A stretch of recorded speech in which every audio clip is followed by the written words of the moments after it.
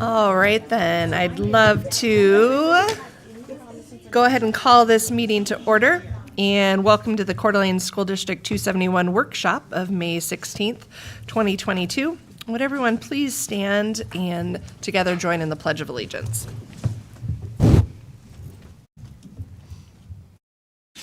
Pledge allegiance to the flag of the United States of America and to the republic for which it stands, one nation, under God, indivisible, with liberty and justice for all.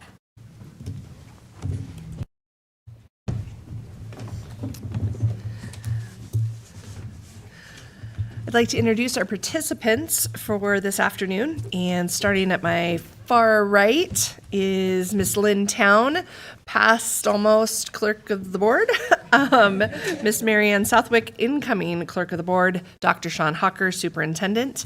To my immediate left, Mr. Casey Morrisroe, vice chair, Miss Leslie Bierke, board member, Miss Heather Tenbrink, board member, Miss Allie Anderton, board member, and I'm Rebecca Smith, chair of the board.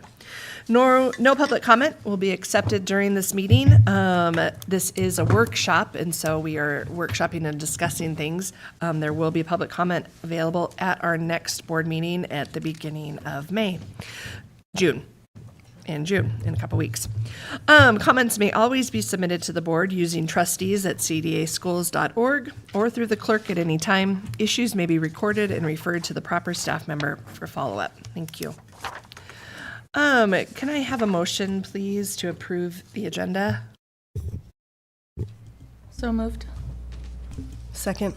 All in favor? Aye. Thank you. This evening, we're going to start with both CHS and K-Tech for our student body reports.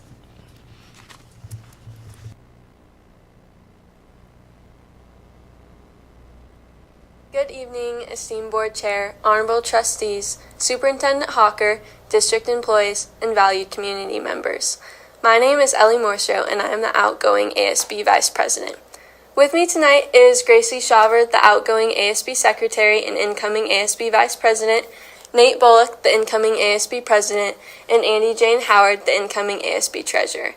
Not with us tonight is Kendall Hansen, the incoming ASB secretary. Thanks so much, Ellie.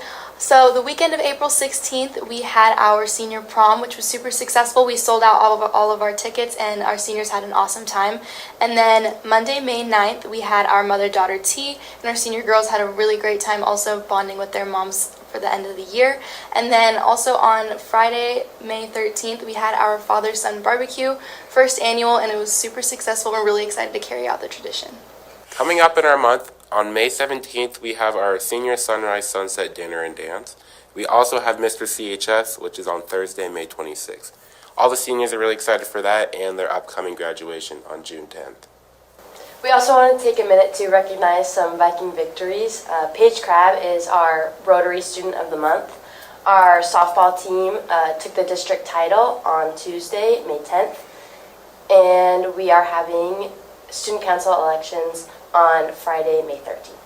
Lastly, I wanted to take one moment to thank you all for your endless support throughout this year. We really, really appreciate it here at CHS. I'm so thankful to have had this opportunity to lead on ASB, and I'm so excited for next year for these students to take on this role. Again, thank you all so much. Thanks, Dad. Love you. Roll Vikes! Thanks, CHS.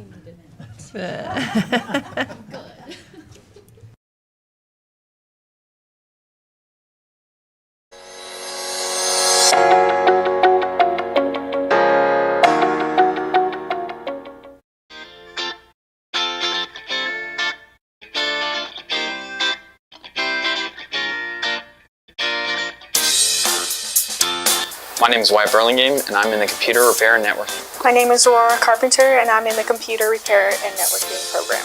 My name is Shaylee Davis, and I'm in the Computer Repair and Networking program. Currently, I'm working on Chapter 4 of the networking portion of the computer class. It has to deal with, communicating with other computers and stuff. Chapter 3, we were learning with network protocols, stuff like that. I'm working on Chapter 11. It works with Windows configuration, with just making the system more reliable and doing preventative maintenance on the computer. I'm currently working on Chapter 11 Windows configuration and control panel.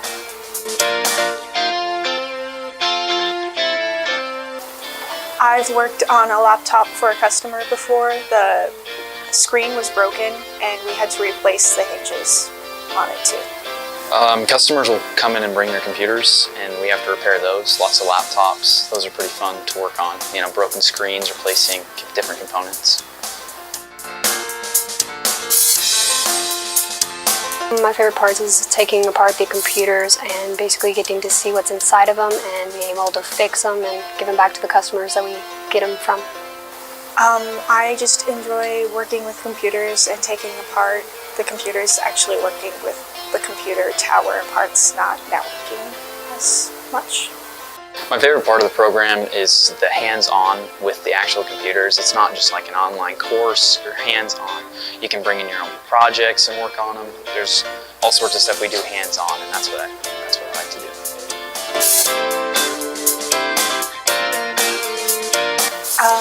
I'm planning on going down to Boise right now and going down there with my sister while she attends college and getting job experience down there. I'm planning on going to CSI to get my associates in computer science. After I graduate, I plan on pursuing a computer science degree, and I want to get involved with robotics for a career. Thank you for supporting K-Tech.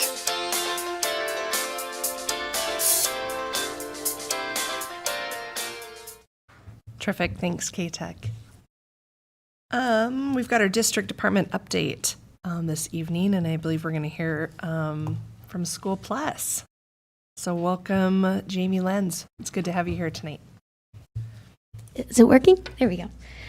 So I'm just going to tell you a little bit about School Plus and what we do. We started in 1990. We are parent fee based. We don't use any district funds. Our hours are from 6:45 in the morning till 6 o'clock, and then they come back again from 3:30 to 6. We are a licensed child care provider from the state and also the city. Our staffing ratio is 1 adult to every 15 children. We currently have a location in every elementary, so 11 sites. Our current enrollment is 354 kids. We did have a waiting list of over 250 kids the second day of school, but we didn't have staff to be able to provide services for them.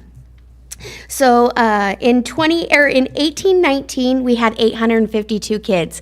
So at that time, I had a lot of assistants working, and I was still trying to get more. Staffing, we're 12-month employees. We have 17 full-time, and we have 7 part-time. We participate in the Idaho Child Care Program, which is for lower income families. Generally, if you approve or get approved for the free lunches and that you'll approve through the Idaho Department of Health and Welfare. We do have a summer program, so that's why we're 12 months. We start at 6:45 and we go until 6 o'clock Monday through Friday. Our 2 locations will be at Atlas and at Bora, and currently we have 245 kids enrolled for the summer program. The challenges that we've faced so far is obviously staffing, wages, and then we also in the future need to meet again about increasing costs, because our other local community, when we first started the program in 1990, that was our approval, is that we would stay with our local market rate. And so we need to look at that a little bit. Do you have any questions for me? I have one for you. Yeah. When was the last time you guys looked at the market rate? 30 days ago? Oh, okay. Yeah. My child's a 3-year-old, so I'm always looking at other child cares, where we're going, what we're doing, that kind of thing. So on a regular basis. Do you have any grant funding that ever helps you with programs, as I think about summer and That's what the a lot of time, ICCP is. So anybody who's struggling can go to the Department of Health and Welfare and ask and just see what your totals are and where you can get the funding. If we were to take it from anywhere except for Idaho, then we wouldn't be able to accept ICCP. I'm just wondering, like the programming that actually happens. Can you tell us a little bit more about that? Like what, in the morning, what do you do with kids? And then after school, what do you do with kids? And then 6:45 in the morning to 6 at night during the summer? Yeah, That's so a it's long really time. routine for the summer. We have a breakthrough of what every day looks like. From 6:45 to 8:45, they're kind of doing more of a free choice. Then by the time this is more of summer, but then when we get to like 9, they go have their breakfast. Then we go outside till lunch. Then it's very routine. We also go on 2 field trips a week. Okay. So we go to the movies, we go to Skate Plaza, we try to do they want to go to the beach, so we might be doing that this summer as well. Yeah, awesome. And then during the school year, they come in, they check in. Usually it's quiet time where they get to go pick out a few different games. Then they'll play like dodgeball, volleyball, any of those interactive sports we can. Then maybe have like a reading time, and then we go back outside. So more of a routine. At each location has their own set schedules. Thank you. You're welcome. Any other questions? How many more people would you hire if you could find them? If a minimum 10. If we could get 10 more, that would make each location could have another. My Hayden Meadows right now is only one adult to 15 because I have no assistants. So if I could do that, then I could have 30 kids out there. So everyone, I'd say at least one at each location. Is your wait list still 200 even now? I mean, I know parents find different spots for their kids, but Yes. I haven't been able to move from it. Yeah. I've hired one since the beginning of school. thanks. Keep at it. It's a needed. Thank you so much for all your work. All right. I'm sorry, can I ask one more question? This might be maybe an Eric question. Are your positions on the classified salary schedule? Yes. Do you know what row they are? Assistants are at the first row, and then coordinators are at 34. Thank you. You're welcome. And most of those ladies do a 3-way split. They go in the morning. Can you hear me? They go in the morning. They go home. They come back for lunch duty. They come back for title rooms. They come for paras. They go home, and they come back again. So most of my full-time people do a 3-way split to make up their full 40 hours. Thank you. Thanks. Please tell them thanks. I mean, that's a lot. Just do a 3-way split is a lot on schedules, but so needed. I mean, we know from the community what a need childcare is, and so thank you for keeping at it. So, all right, we have one item on here for consent agenda, which is the summer charter service contract. Do I have a motion?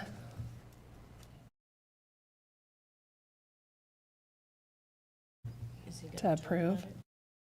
I have a question. Jeff, were you planning on talking about this, or it's consent? We can chat about it or not. I mean, Yeah, I'm happy to answer any questions. Probably doesn't really affect anything as far as the decision-making process, but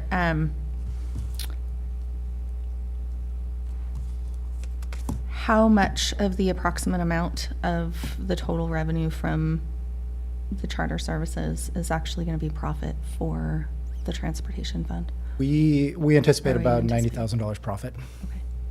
Okay. Jeff, I had a question too, just with fuel costs have been kind of all over the board, but going fast, especially on diesel on the buses.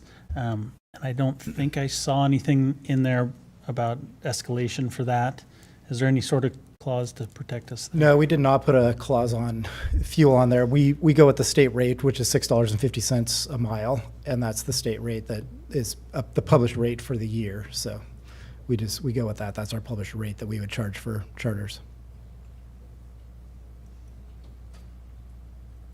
We've done this before. This This would be our first year with something of this scale. So we have run charters in the past, but usually it's kind of a one-off where somebody might hire us to do a charter for, say, a wedding, to go from, the wedding venue to the reception, and they want all their guests transferred, or, move people from, a parking lot to an event that's offsite somewhere. So we have done some charters in the past, but this will be the biggest charter that we've run over a summer. Vic, is there any other questions or? Great. Do I have a motion to approve our consent agenda? I'll make a motion to approve. I'll second. Terrific. All in favor? Aye. Aye. Aye. Aye. Great. Thank you. Deferred maintenance update, and it sounds like this is on virtual. Jeff, do you want to introduce it and tell us? We also have stuff in our packet here. Yeah.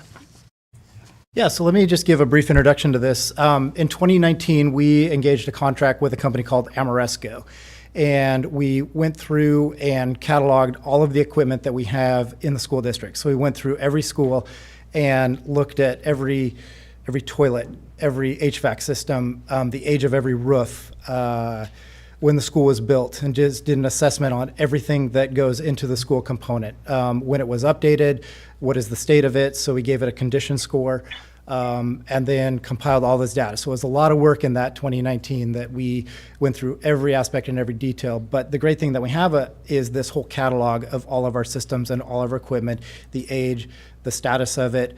And with that, it gives life cycle modeling. So for example, generally HVAC systems will run 25 years. Roofs are 25 to 30 years. And so it knows that, a roof was installed in 1995. So in 2025, that roof is in need of replacement based off of life cycle modeling. And so it's okay to have deferred maintenance, but we also need a plan to manage deferred maintenance. And right now, we don't have a really great plan and a great strategy for funding that deferred maintenance. And I'm going to bring on Mark Reddish, who is with Amoresco, and he has come to the board, for those of you that are new, annually, and gives us an executive update, just to talk about where our deferred maintenance is and the current status of it. And so I'm going to invite Mark to join us on Zoom. And I see him on my screen. I guess he's up there. So Mark, with that, I'm going to turn it over to you. Okay, thank you, Jeff. Can you hear me and see me? Yeah, hear you just fine. Yep, thank Okay, you. great. Let me find a way to share my screen, and then we'll get started. Let me know when you can see this. Yep, we've Can you got see it. that? Yep. Okay, great.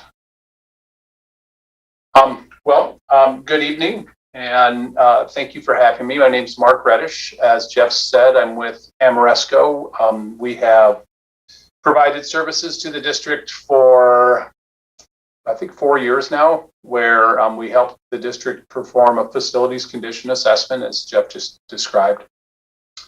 And we warehoused all of the information inside our system, which is called Asset Planner.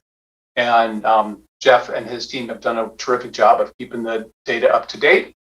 And it allows you to have a living, breathing capital planning framework to look at your current and future positions from. And I have a deck that we can step through today to show where you are and kind of hopefully facilitate some conversation amongst you. And what I'd like to do is I have, maybe 20 slides. I'm going to go through them at a pretty good clip. There's going to be a lot of information. I understand that. And if you'd like to ask me questions along the way, that's fine. If you'd like to wait at the end, that's fine. Whatever works best for everybody. Don't hesitate to interrupt.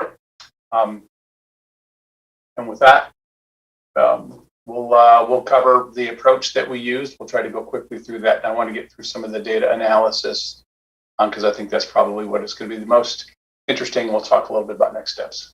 So just real quickly about who we are, just to kind of let you know that this is something that we have done a lot, done it a lot, nationally. I'm in Minnesota now. I have a national role around the country, providing these sort of services and this sort of analysis to school districts, to municipalities, to state agencies, primarily public side, public sector folks. We are my division is called the Asset Sustainability Group. We're part of Amoresco. We're a publicly traded company. got 70 plus offices across the country. My practice, our division, we've done these sort of services at over 3.2 billion square feet. We've got about 110,000 finished life cycle profile buildings in the system. The reason why I bring that up is because we use that. An important part of this exercise with the condition assessments and the forecasting is the costing, is making sure that we know what the replacement costs are for these building elements so that you can do your proper capital forecasting. And with the amount of square footage that we've worked on, with the amount of life cycle profile buildings that we have, it just leads to, or lends itself to sort of the costing models and their accuracy. So mainly what we'll do is we'll be talking about the CapEx piece. It is, OpEx does have a play in here, but today's conversation will really be about the capital maintenance. When we went through and actually helped the district put together the assessment, the idea was we wanted to understand the condition, the inventory, and actions against all of the capital items in all of your buildings. So it wasn't a maintenance study. I wasn't trying to go through and understand how much, the quality of your maintenance or the frequency of your preferred maintenance, of your preventative maintenance. What we were trying to do was understand those items that would require sort of a capital budget to do its replacement or renovation of. Where were they on their life cycle? When would they expire? And again, help you with your planning. So we were able to use again that 110,000 finished life cycle buildings and the 3.2 billion square feet to model out your portfolio, to do the predictive life cycling as Jeff mentioned, to interview the staff so that we could get as much of that institutional knowledge transfer as we could. We wanted to know everybody that knew something about these buildings. What do you know? What projects have happened in the last 5 or 10 years? What are the known issues? What are the items that we just can't ignore?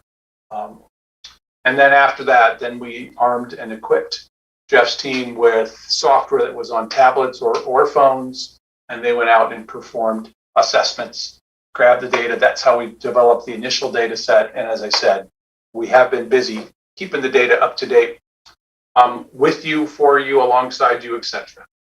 So you have 41 buildings in entirety. You have 1.4 million square feet. The average age of your buildings is 33 years. And the current replacement value right now is just shy of $350 million. Typically, public buildings are built with a 50-year lifespan. And at about the 35-year mark, 30 to 35-year mark, that's when a lot of the most expensive systems life cycles start to expire. As Jeff mentioned, HVAC and with roofs and everything else, the major systems start to expire. So the older your portfolio gets, the more expensive it gets to maintain. And I made some notes here that a third of your portfolio is approximately 30 years old and have a lot of large tickets coming due. Hayden Meadows, Vernon, Lake City High School, Woodland Middle School, Skyway, and Atlas were built between 1991 and 2005. That's 6 of your 17 primary schools, and those are going to create a lot of pressure now and in the next 5-10 years on how much capital needs you have. Systems are always aging, and you'll go through these sort of waves of deferred maintenance, as you'll see, and a lot of it's just based on the average age of your buildings, when things were built and when things came due. One of the items that I'll ask you to pay attention to is that one at the bottom, that $346 million. That's to say that if something happened and every one of your buildings had to be replaced like for like, you would need $346 million to do it. That's not with replacing them with better versions. That's not the price of the real estate that they sit on. That's the value, the current replacement value of your buildings. It's an important number because when I have a lot of metrics that I'll get to here shortly that use that replacement value. That's your portfolio replacement value. We also know building by building the replacement value. And so we get very interested in what percentage of that value is in deferral, how much of your deferred maintenance, what percentage of that stacks up against that replacement value. That'll be some of the tools we're going to get to here in a little bit. So Asset Planner, as I mentioned, is the database that your school district has a annual license to. This warehouses all of the information. All of the data is yours. We're just a vessel to look at all of the data through, and a lot of the reports that you're going to see come out of this. So here's a 30-year view.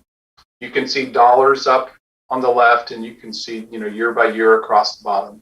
It's color coded by discipline. So in this scenario, the blue is mechanical, the green is shell, the gold there is the site work, and so on and so forth. I hope you have a screen that's big enough to see that. But what you can see is your current level of deferred maintenance is at $25.3 million. So as you stand right now, $25.3 million of building systems have expired life cycles. Does that mean that they're completely broken, never to work again? No, but it means that their life cycles have expired. And so from a capital planning perspective, you have to know that, because these are the things that might come out. These are sort of the gotcha items. Everything that you can see going forward there, years 2023 out to 2051, all of those are based on that life cycle model. So we know what the inventory is of each of your buildings through the assessment. We established the year that they were implemented or put in, or when they were renovated, and we understand from our own database what the life cycle is. Our own database and RSME's database and manufacturers' information about what the life expectancy of each of these building elements are, so we can forecast forward when those systems will expire, and you need to think about their replacement, again, from a capital planning perspective. So you can kind of see what I was talking about with those waves, those kind of dips and those things. And all of those are going to be related, traceable back to when buildings were constructed and which major systems need to be replaced. So in the database itself, everything on here is dynamic. These are static screenshots, but in the database, Jeff can go in there and he can hover over the blue and the mechanical, and he can see the exact number of HVAC items that are making up his deferred maintenance. He can click through, he can produce spreadsheets, etc. So we also have, as an average annual funding number, just to kind of give us some context here about how much money the Jeff's department receives for capital projects. The 10-year average has been about $1.5 million, and you can see how much, that's that dotted line there at the bottom, and you can see that it's not going to make much of a difference to the amount of deferred maintenance you have currently or in the future. And that of that $1.5 million of it is from a bond, which is currently spent down, so that's going away. And so the plan right now is to allocate about $500,000 to the capital team for capital projects, which is less than this dotted line that you'll see, and it's actually going to, we'll illustrate what sort of impact that will have. So when we helped the team put together the assessment practice, the assessors out in the field, their job was to document, was to understand its condition, was to take 1 million pictures, but they also answered a series of priority questions that we had set up. And the priority questions were things like, the system that you're looking at, the state that it's in right now, could it shut the building down, yes or no? Is there a life safety hazard, yes or no? Is there a building code violation, yes or no? Are there energy or operational savings with its replacement, yes or no? When those answers were yes for any of those systems, that particular building system gets a weight placed on top of it. If you get multiple yeses, it's a heavier weight. And that's how we come up with our prioritization. So any system that has a lot of weights against it will be either in its urgent or the high category. You know, if they don't have any weight against them, it's low. If it's a moderate weight, it might be a medium, etc. So of the $25+ million that you have in deferral, 21 million of it, actually 21.5 with the urgent items, are in that high or urgent priority position. Not a great mix. I've seen worse, I've seen better. I usually like to see about 40 or 45% in that deferral, in that high or urgent. Yeah, ideally you don't want any, but in all practical, to be practical, you're going to have some items in there. This ultimately becomes an exercise, as Jeff mentioned earlier. It's okay to have deferred maintenance. You're going to have deferred maintenance. You've got $350 million in value, and that's very expensive to maintain. The trick here is to know what you have and try to take those urgent and high priority items and try to push them out of your deferred maintenance as much as you can, and kind of keep your risk your risk profile down. Try to make it a tolerable amount of risk in there. So yeah, $21.7 million in total needs, and then you can see that five-year view.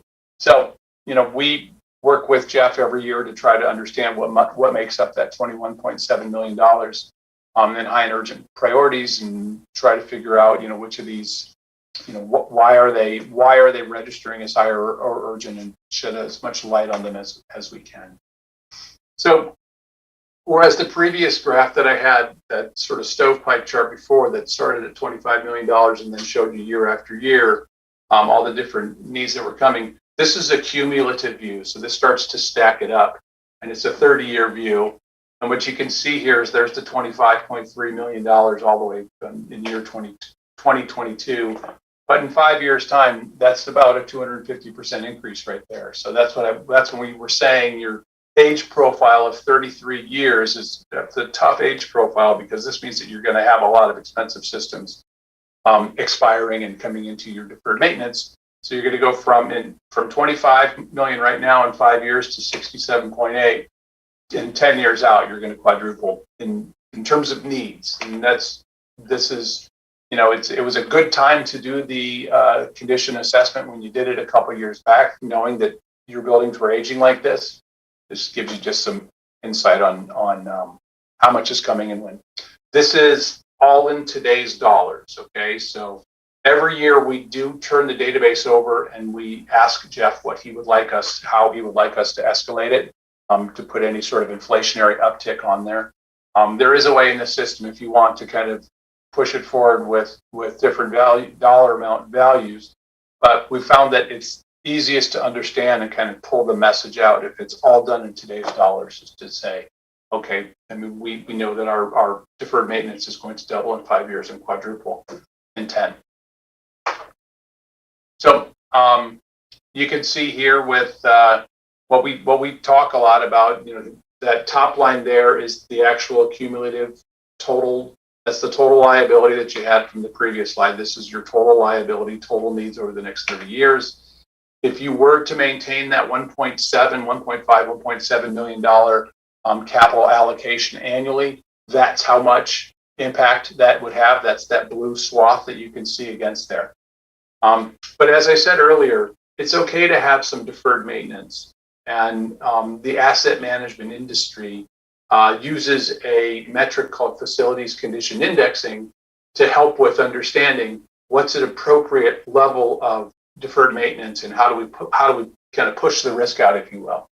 So we call that Fci target. We call it an asset sustainability target. Essentially, what we're saying is 10% of that $346 million replacement value that you have for your entire portfolio.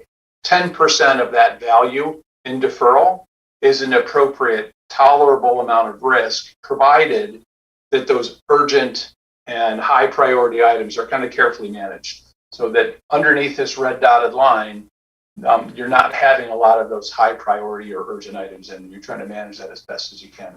But it just kind of gives you a target to understand, where are we now against this 10% value, and in the future, as our needs get greater, again, you're going to double and then quadruple in the next 10 years. What's the delta between that funding path and this 10% deferral line? So this is that Fci formula here. So Fci was developed by the Navy in the late 80s, trying to understand, how to spend the money that they were given. The Navy has, the Navy has discipline, has religion around condition assessments, and so it's a continuous cycle for them. So they know both what the replacement cost of any given building or portfolio is. They also know how much renewal or repair costs that they have, and then it's just a math formula. They have a $300,000 house. It's got $30,000 worth of needs. It's got a 10% FCI. A 0% FCI is a brand new building. 0 to 5% is good. 5 to 10% FCI is in that fair range. 10 to 30% is poor, and above 30% is critical. The asset management industry advocates that 10% is a tolerable amount of risk. And so when we're looking at this here, that red line right there is right at that $34.5 million line. That's 10% of your CR. So this is that same line when the graphs that we saw, the light blue graphs that we saw, that black line is your needs line. So right over here to the left, that's that $25 million. And you can see it. It's that same sort of ascension across the next 30 years. And what you can see is right now, your FCI, so 0 to 5% is green, 5 to 10% is yellow, 10 to 30% here is this orange color. And what we're advocating is try to find a path to have your needs right along the top of this yellow line. That would be that 10% FCI. You're in a pretty good spot. A couple of years ago, you were at about 4%. Right now, you're at almost 6%. So it is growing. But then you can see that it starts to creep up here, right? I've not applied any funding at all just yet. We'll do that here in a second. But you can see that in 2 years' time, you're going to come out of the fair range and start creeping up into the poor. You don't want to be anywhere close to this in 2036 towards that critical spot. That's not who you are as a district. But this just gives you ideas. And then with the software, I'll show you how we can throw some scenarios against it. So we asked the question of the software, well, what if you had $7 million a year applied to the capital projects fund? What would that do? And it's pretty amazing. What you can see here is that it actually, if you were to apply $7 million, keep your portfolio in that good status 4 years out, dips into the fair just for a little bit, rides along there for another 15 years before it starts to again come up into that poor range. That's $7 million. That's if you were to commit $7 million to it each year. Here's a scenario of $5 million each year. Buys you a couple years in the good, starts to put you up into fair, and just gets you into the poor a little bit quicker. Here's $3 million a year. I think you have a copy of this. If not, we can share this so you can do further analysis. It just kind of shows you, again, what if scenarios. What if we were to spend 7 or 5 or 3, or the next one here is 1.5, which is kind of what you're doing right now. So it puts you, you're exiting the good, entering into the fair. You got about another 3 years of fair with this current funding path before you get into poor. And you can just start seeing, I've seen a lot of districts that hover, 10, 11, 12, 13%. They're good districts, good buildings. But when you get into that 14, 15% and anything north of that, you're unquestionably going to be affecting teachers' abilities to teach, students' abilities to learn. Your buildings start to kind of get in the way of the quality of teaching and learning, if you will. Here's $500,000 a year. This is kind of the current scenario that you're looking at right now. Let me get back there. $500,000. You can see it has nominal impact over the next 10 years on that needs line. Slight delta for years to come. But one of the things that we can say with the software is, okay, 10% FCI is where we want to be as a district. How much money will we need over a set period of time to maintain that, to achieve that, etc. So what you can see here is that the software has come back to us and said, if you want to ride this 10% line here, you're going to need to come up with $6 million each year in funding to have a 10% FCI as a portfolio. Couple assumptions here. You're assuming that you're keeping all the buildings that you have. You're not adding any buildings. So you haven't done any disposition. You haven't done any consolidation. You haven't added anything new. This is the current portfolio staying as is. Black line here is all of the needs come and due. The blue line here is that's that $1.7 million current funding path. But if you wanted to have this, if you wanted this blue line to ride that red dotted line, which is that 10% FCI, you're going to need to come up with you would need to come up with, in addition to that 1.7, you'd need to come up with $6 million additionally. So the real answer is that you need to come up with $7.784 million each year to get there. So that is a lot of information. We have done this a couple times with you. Your portfolio started in a very good position when we first started working with you. It's starting to age a little bit. Not surprising. Again, the age of your buildings does that. As buildings age, they do tend to cost more. But big findings from this is you get a deferred maintenance backlog of 25.3, quadrupling to $101 million in 10 years. You're currently at 5.8%, which is fair. In 15-ish years, you're going to get to critical. Again, that's not without applying any funding to it, but it shows you got a pretty steep ascent here quickly. And then your portfolio will require $6 million more than you're currently funding it right now if you were to maintain that 10% profile. So that's a lot of information. Let me just pause and see if there are questions or comments that I can answer. Terrific, Mark. Thank you. Questions? I think right now there's a lot of just taking it in. We've got a lot of new people. Yeah. Mark, maybe just to clarify for myself on page 27, when you were talking about the 6.01 million, is that's today's dollars, right? That's right. That's right. But that kind of stays. That's not going to. If we were able to apply that 6.1 towards the future, we don't suddenly need a lot more, or that would just help carry us for those next years. It's tough. What the software is saying is that you would need that $6 million additional to what you have traditionally committed each year for the next 30 years. Right. Okay. Right. That's the proper funding amount is actually towards that 7.78 number.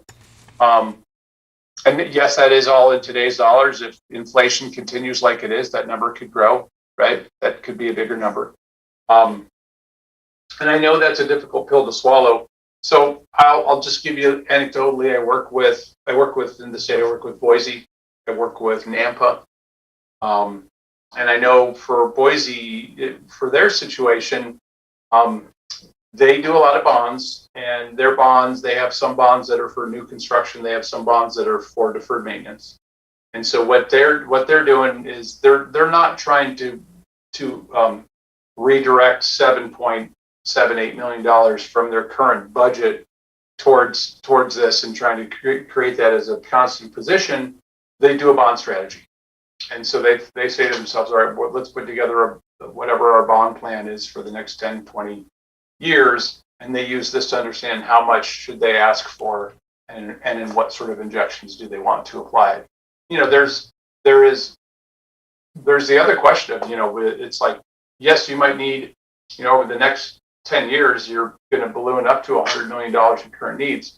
You have to ask the question, could you even do $100 million of work if you had it, right? So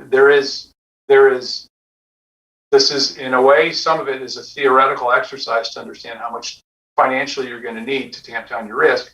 But there's also a practical question that Jeff can answer that says, here's how much work we could handle. Thanks for taking that question and translating it well. Other questions right now? Is there anything else? You mentioned Boise, setting up a bond strategy for addressing this. As you work with those other school districts, could you give us any insight from what you're seeing on your end to, what are school districts doing that you see that are addressing this? Because we're all... Yeah. It's interesting to think that you're one of the primary real estate holders in the city, right? Like, you don't think about the school district that way, but it is something that you do have to take into careful consideration. As I said earlier, the schools can absolutely get in the way. I hear about it all the time where schools have to close down because of indoor air qualities or because air conditioning failed and they started up, in August or September and it's hot or whatever. It's something that you might not have realized was going to be an important issue, but it really is. Translating the importance of it and the risk to your community, there's a number of different strategies. I believe in using graphics like this as opposed to using spreadsheets to try to get your point across. And what I always coach all of my clients on is you have to position this in terms of risk. Don't position it in terms of, air handling units or, something that you're going to lose half the world on. Go in there and talk about risk. Talk about at what point in time can you be certain that there's so much deferred maintenance that the kids aren't going to learn, the teachers aren't going to teach, and what sort of impact does that have on a community? All of these graphics, all of these outputs, as I mentioned, came out of that asset planner software that we've been working with Jeff on. And we'd be, if it is something that you want to do to try to use these as an output to create a narrative to help with any strategy that you want, know that we're here to help you with that. I'm happy to pull it out and try to glean whatever narrative that there is and help you put that together. Terrific. Thank you. I think that's what we've got right now for questions, and we really appreciate it. As we figure out how to be best stewards of our schools and our buildings so that we can best teach our kids. So thank you so much. Appreciate you being here. Thanks for having me. Yeah. Thanks. Take care. Okay. Before we move on, just a little history, I think, on this. As you mentioned, it's about 4 years ago or so that we started working with them. And, a lot of this information prior to that lived in Brian Martin's head. And he could have shared any of this with you. But we knew it was important to get it, especially with his retirement, to get a system and something that we could all understand. And of course, this is at a very broad level for us as the board members, and we're not drilling down into particular HVAC units, maybe, except when we're talking about CHS 700 building. But I think it's important that we do come up with a strategy. I think it's why we took on this task 4 years ago and approved going down this road. There's lots of districts in the state of Idaho we can look for how they handle it. Probably the most common is through plants facility levies. Lakeland did one a few years ago to do this. Those are 10-year levies. West Ada, which is the largest district in the state, that's how they handle it. So I know whenever that was, our last meeting, was it when, my mind's blanking on our bond advisor, Eric Herringer. When he came, that's part of the strategy. And I think that's something we need to talk about is as we begin discussions about M&O renewal, probably sooner rather than later, we need to look at this part too and see how the two of those play together, and do we want to do something is this something we want to do? So my ask would be that we have that conversation or start that conversation sooner rather than later, get through June and budget cycle and all that sort of stuff. Maybe July or August, we start that conversation. This is something the Long Range Planning Committee's been looking at this year also, and their report should come in June. Okay. So they've been working on this for the year and have some ideas to share with us. So terrific. Thanks. Yeah, I think we'll bring this all back in August. on the agenda. So, all right. Thanks. Let's move on for information tonight with the Equity Framework Committee review.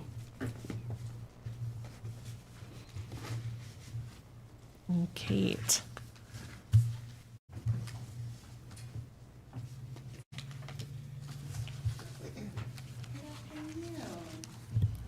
There we go. Good afternoon, board members and trustees. I'm Kate Keinert, here to circle back to something that has been a couple years in the making. This fall and into winter, early in the fall, let's see, I don't want to get ahead of my slides. Maybe I'm not in charge of my slides. Let's see. There we go. No, I'm not ahead. So a little bit of history on kind of the evolution of the equity framework.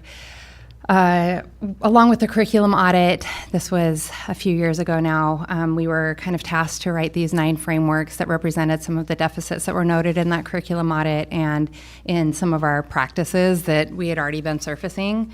And so I took the lead on the equity framework. It seems like so many aspects of my job lend themselves to advocating for different students. So I'm in charge of our McKinney-Vento population, which is homeless, our foster students, our ALP, which is part of our gifted and talented program, kind of runs the gamut, our early literacy. And so it just kind of seemed like a natural fit for not only equity to jump into my job title, but for me to take the lead on writing the equity framework. So it felt like a student for quite a while as we kind of looked at what mattered here, what specifically had been addressed, what we wanted this to look like and how we wanted it to shape up. I got a draft written and COVID happened. And so during COVID, there were opportunities with school shut down and teachers being able to meet remotely, met with principals, instructional staff, support staff, and got some feedback and made revisions to the framework from there. And then we all just kind of laid low and not much happened. And I know that when the conversation started to get some notice, there was kind of an expectation that we would have taken more movement on some of these things that we had articulated, but we hadn't. And then a couple things happened actually. Before I was able to make any movement with it, we had the murder of George Floyd. And I had a lot of people reaching out to me and to our curriculum department and to our social mental health specialists, kind of accusing the equity framework of not doing enough, not being strong enough, not making a statement, of Coeur d'Alene schools not making a statement. And I thought, maybe I'm the wrong person to be in this position. I'm from Utah. This is way more than I expected to come out of this document, out of this job title.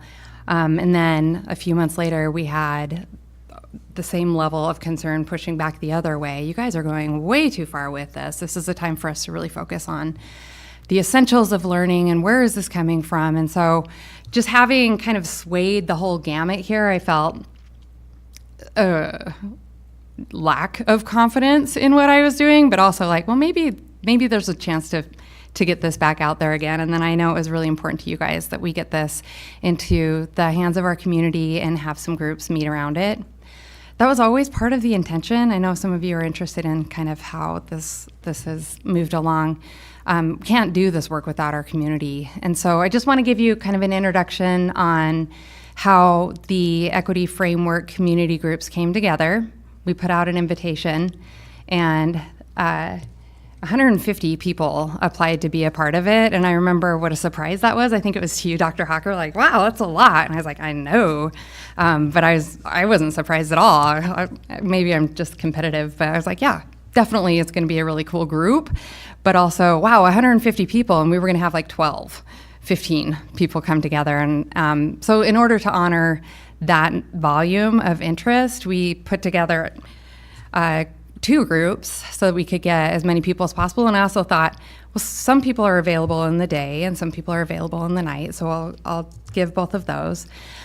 And so then I looked for a variety of representation of our, just like we said we were going to do in the invite, the 5 trustee zones, the 17 schools. We wanted to make sure that we had as many people representing different areas as possible. With that many people, we also narrowed it down to parents who had kids in the schools. And so I sent out a big second survey to say, hey, are you still interested in this? And if so, what days work for you? And a few people had moved, a few people had taken different jobs. And so from there, just went through and filled it up with 30 people and set the schedule based on their availability. I would say I took 2 intentional actions. One was to make sure I had an administrator present at each meeting. And so in one meeting I had Brandy Johnson, she's a vice principal at Lake City. And at the other I had Brian Kelly, who had been working on the magnet school and was in charge of the online school, and who was just really popular in our community, it turned out, because he knew everybody. And then the other, I invited, there had been interest from a couple people who did not have kids in our district at this time. One has been really vocal about critical race theory. We've been in meetings a lot together, and so I extended an invitation to her, and she accepted. And the other person, Jeanette Laster, who is involved with the Human Rights Education Institute, and so I invited her to join our committee too. Everyone else was random. I didn't recognize most of the names. I think I recognized a couple. And so when we convened, we always started our gathering with the invitation, which is the last part of the equity framework. We recognize the invaluable support, dedication, and passion this wonderful community extends toward Coeur d'Alene Public School students. We could not do this important work alone. Thanks to these partnerships, dedicated and talented staff, and invested families and students, Coeur d'Alene Public Schools provides a high-quality education to all of our students. A commitment to regular conversations with diverse and representative groups of stakeholders is key to the district's pursuit of continuous improvement on behalf of all our students. And just as our district has engaged the Coeur d'Alene community, its families, students, and stakeholders in developing and enacting the portrait of a graduate, the Coeur d'Alene Equity Framework serves as an invitation to all stakeholders to join the conversation. On behalf of all students, we are committed to the creation and perpetuation of excellent schools. This framework articulates a starting point and communicates our firm belief that each and every student, regardless of circumstance, can thrive within Coeur d'Alene Public Schools, and trust that our collective efforts will prepare them for success in life. Which really, I mean, we really did plan to get this out in our community and use this as a springboard and strengthen partnerships with our families and communities, and just the whole thing got derailed with COVID, and I regret that. Couldn't control it, but I feel strongly that has hurt our relationship with our community, and was eager to see what I could do to repair that. Then we jump to the first part of the equity framework, where it outlines that this equity framework will be used by the school board, and it says a bunch of stuff, district leadership, it says a bunch of stuff, school leaders, school staff, teachers. And then it gets to, as we go down, this framework will be used by, and this was important for us to consider, the community, to understand partnerships and align these partnerships with the expectations of the portrait of a graduate outcomes and the accessibility of these outcomes for all students. It will be used by families to share with schools, administration, and staff their hopes, aspirations, and needs for their students, and to partner with the school district on these outcomes. And by our students, to safely share and advocate for their hopes, aspirations, and needs, as well as those of their peers within the school and district, and then to commit their best efforts to achieve these outcomes. And that's what we circled our time around together, kind of centered us as a group. We had norms and rules, and some of them were really helpful. One, that we start and end on time. I love that. Two, and I'd invite us to consider this as well, I will give myself and our community time and grace to grapple, celebrate, and wonder. 3, I will participate in a respectful manner that both contributes to the conversation and allows others to contribute. 4, participation in this group is both appreciated and voluntary. At any point, I may opt out of meeting or have my participation revoked. And 5, I will resist the temptation to multitask or have side conversations. Number 1 was hard. People lingered a lot. We really emphasized number 2 and 3 because we wanted to hear all voices. People had committed their personal time to this, so that was really important to honor that. I didn't know who was showing up, and so I anticipated that there would be some pretty strong emotions. I thought that would be definitely, there's potential for that. Didn't need to worry about 4, and did not need to worry about 5. These were super engaged. I just want to take a second to, publicly appreciate the time and energy and zeal and commitment and curiosity and participation of the people who participated in this group. It was so important and helpful and cool, and just really gave me some perspective. I mean, I'm a parent as well, but yeah, I get in my teacher head quite a bit. And so to hear people grapple and ask questions and ponder and give advice was really neat. And everyone was really respectful and attentive. A question, what was the attendance like? And if you've been on some of these other kind of committees that are volunteer, you tend to see like really good attendance at the beginning, and then it just sort of like, meh, I know where this is going, or I get this, or whatever, and it trickles off. I would say attendance was good the whole time. Our last meeting, which was a snow day and then rescheduled, that was not as well attended as the rest of them. Though I did have an open door policy, not only with the members of this committee, but anyone who ever wants to talk to me. I know I've cold called a lot of people who have sent emails. I just have learned and found that engaging in just a conversation has been hugely helpful for everybody. So I appreciate the perspective that everybody brought to this, and the honesty and the openness and the time. So we did struggle with number 1. We rarely ended on time.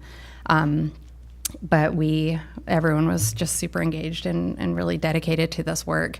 There was a lot of disagreement, a deal of consensus and new understanding and shared understanding, and like, oh, I just hadn't thought of it your way, or oh, I see why that's a concern. So, but I wouldn't say that we landed. That would be weird if we had all kind of been like, yep, check, check, check.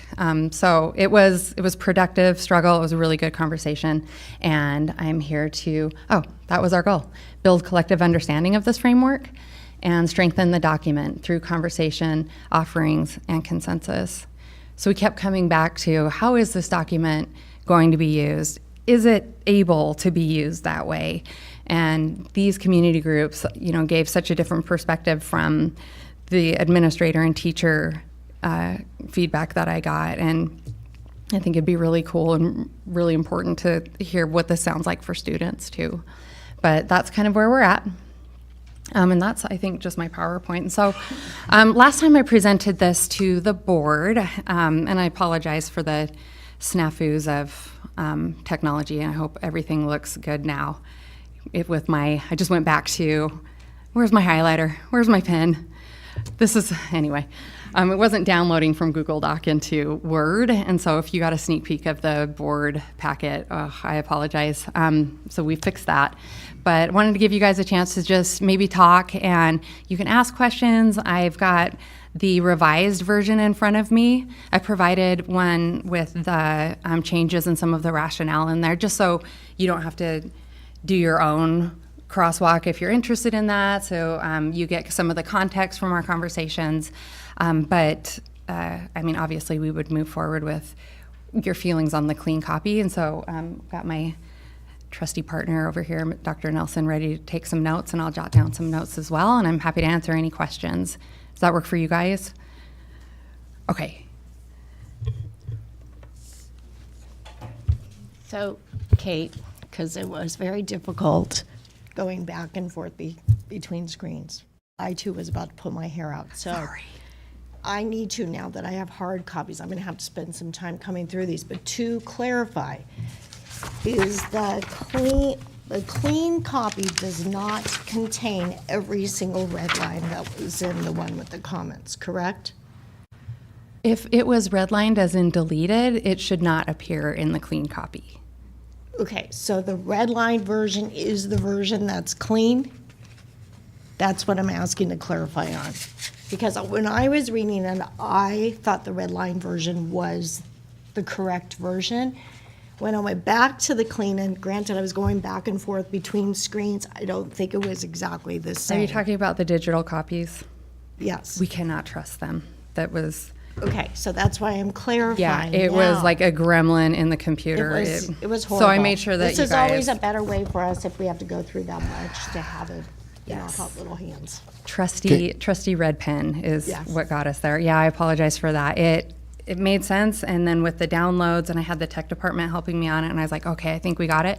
No, we did not have it.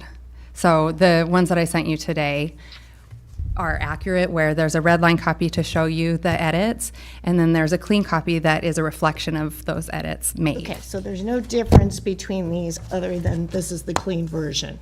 Yes, which was my intention in the first place. Okay. Thank you. Thank you. That's perfect. I think just to be clear, just remember that one of the emails had like all the comments in it, and so not necessarily. I mean, we wanted to share out those comments, so she's captured all those comments. That doesn't necessarily mean though every comment transitioned into the clean copy. So just want to make sure everybody is clear on that. The clean copy is the kind of the end result, the summary of the work of the committees and where it's at. Today, Kate spent the extra time to just go through and take. You should not expect every comment that you might have heard from the two committees combined onto one document. Right. If a comment said this ought to be taken out, does not mean that it was taken out in the clean copy. Correct. There was conversation that would have been had at the committees, but we wanted to be transparent to share that somebody made a comment about that, whatever that item is. The latest version, which is on which you now have, that she put together by hand. I think I know you just barely got it, and it'll take some time to look through it, and that's the point of today's workshop anyway, is to just begin to continue this conversation, but it will help make better sense for her to show you what was redlined and then what was taken out of that document and put into the final clean document, if that makes sense. Yeah, once you. Kate, how many times did the committees meet? We met 5 times with each group. And have you shared, or can you share a list of who were on those committees with us? I can share. I don't think I have shared formally. Okay, thank you. That'd be helpful. Sure. Being that we just got, I guess, the cleanest version, or the yeah, correct clean and version, it's or whatever so you want to call it. good. I agree. I probably need some time to go through this. I think in general, kind of my general comments, and Dr. Hawker, I know you and I have talked about this previously, but really with all the frameworks, to me, they are too long and too complicated to digest for the average reader of those documents. And after a couple of pages, I think most people, their eyes gloss over and it kind of fades away. So in general, I would say more succinct is better. And I'm not sure, 20 pages meets that definition to me. I'd like to see, all these documents tightened up substantially, I think, and narrowed in their focus. But Can I speak to that real quickly? Because I do, I have some thinking that maybe you guys could weigh in on or give. So actually, this is much shorter. We took out quite a bit, especially when it came to the connection between equity and the other frameworks. So curriculum, instruction, assessment, performance, long range. You'll notice like just lots of it just removed from there. And one of, I think, the biggest takeaways that I had, there were a number of them, and so I hope that that's reflected in here. One, you're right, it's too long, and if we are trying to make this accessible and usable by all the people whose voices we value, a lot of that stuff isn't necessary. And if you really want to deep dive, you can go to those documents. They're all on our website. We've got a few, just even Google CDA schools frameworks, it will take you there. I know some people have been asking that question, like, where are these? So they're all available, and if you really wanted to get into the cogs of those things, you can do that. And so that was a huge opportunity. I'm wondering if those are important to you guys to keep in general. So now they're all basically down to a paragraph, and so it kind of gives you this intent. Well, when we talk about instruction, you can see why equity is important in these ways, and it's just a paragraph, and then it says, if you want to know more about the instructional framework, go to that. That would be one thing I wouldn't mind if you guys kind of thought about. Another big takeaway I had, questions would arise kind of over and over again, as like, there's equity math, and I'm like, what is equity math? And so I'd go look into equity math, and I'd say, I don't think that's something that we're working toward, or where the forced equal outcomes, these kinds of things would keep coming up. And kind of had this epiphany a few meetings in. It was like, oh, there's a real concern. Wouldn't have crossed my mind, but it was, I think, kind of obvious after we had been listening to each other for a little bit, was that this idea that equity necessitates like the dumbing down of what we teach or how we teach, or that we hold our students to a lower standard so that everyone can achieve. It was an epiphany that I had that, oh, okay.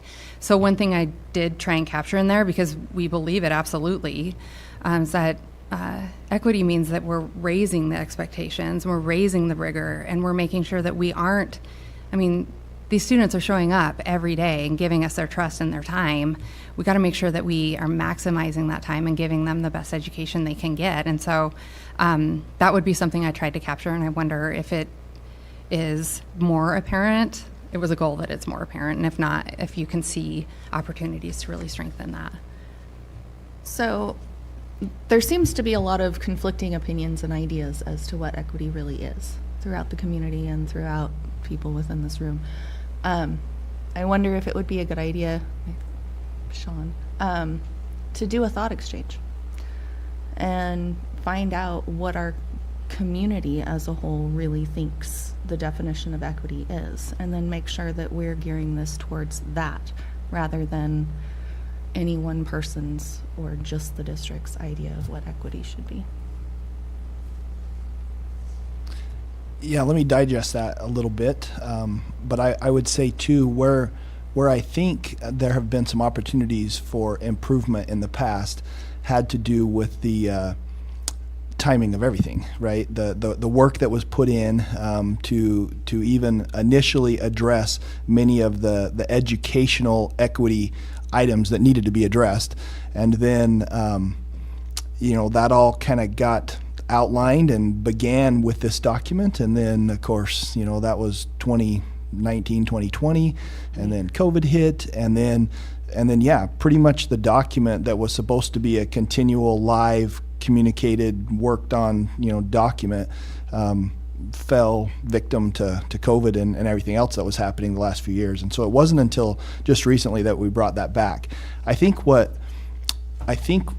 rather than perhaps entertain a debate, because if I ask anybody what equity is, I'm suspecting I'm going to get as many different answers as the people I ask.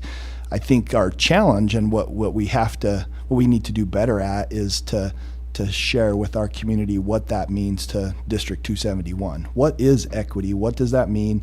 What does that look like? And what it's not. And not be in a defensive, argumentative, avenue, but to help everybody come along.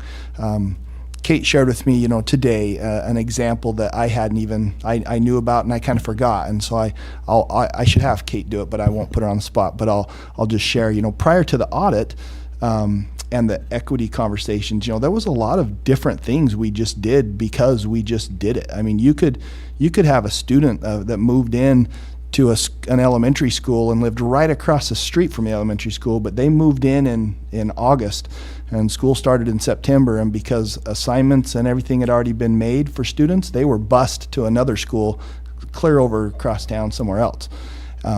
This creates a better avenue if we will just keep those kinds of things in mind, that hey, we can do better for all kids, and not have to have somebody get on a bus and go clear across town when there's a school right across the street from them.